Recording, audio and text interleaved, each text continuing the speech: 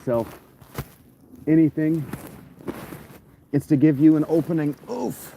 It's to give you an opening to remind me that I never finished talking about a thing in the comments, so that I can just make a video with that, and I can thank you for it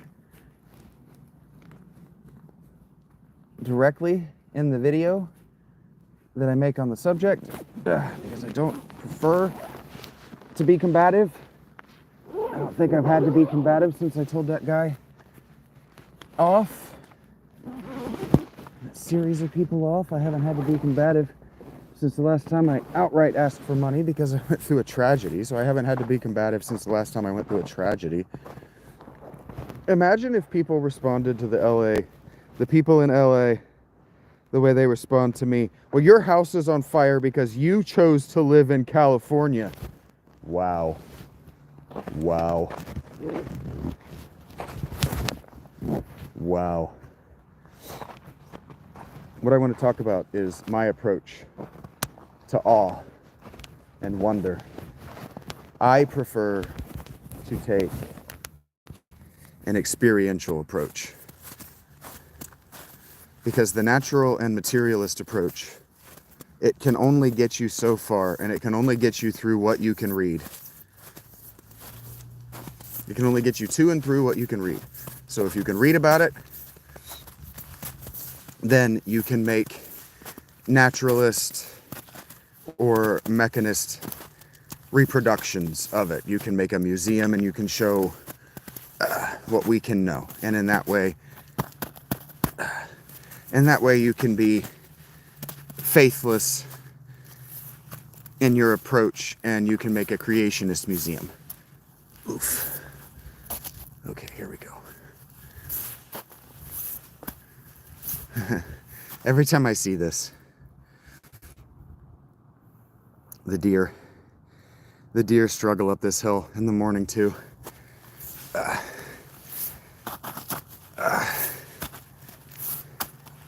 It's a very steep hill. It is a truly steep hill.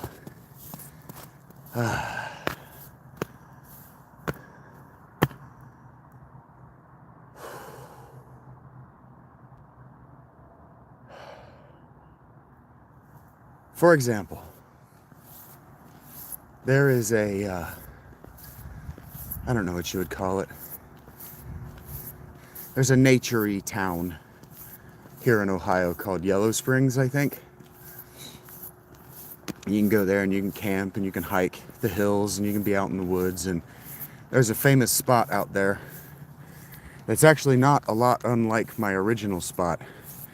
My original spot made me think of this spot in Yellow Springs, and that's why I chose to do what I'm doing now, which is really more hermitage than homelessness.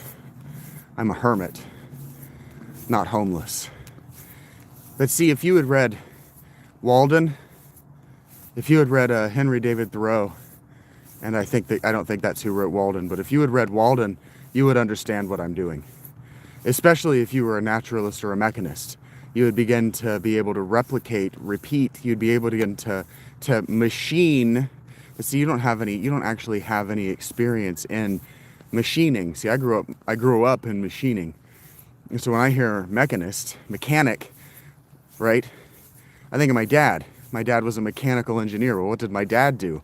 My dad took ideas, he put them into a CAD, drew them up in CAD, took that CAD program, wrote it into a machine, and then what did those machines do? They made infinite replicas of that idea. And that's the mechanist worldview. And so it's just interesting to me that these people with a mechanist worldview don't try to do that for me. They don't try to take what I'm saying, take who I am, take what I'm doing, take how I represent myself, and then machine it into replicas so that they can then model it. And what I'm talking about is modeling it in their mind so they can understand it. That's Plato, y'all. That's Aristotle. That's all they were talking about. That's all philosophy of mind was before William James. That's why all philosophers are footnotes to Plato. They're just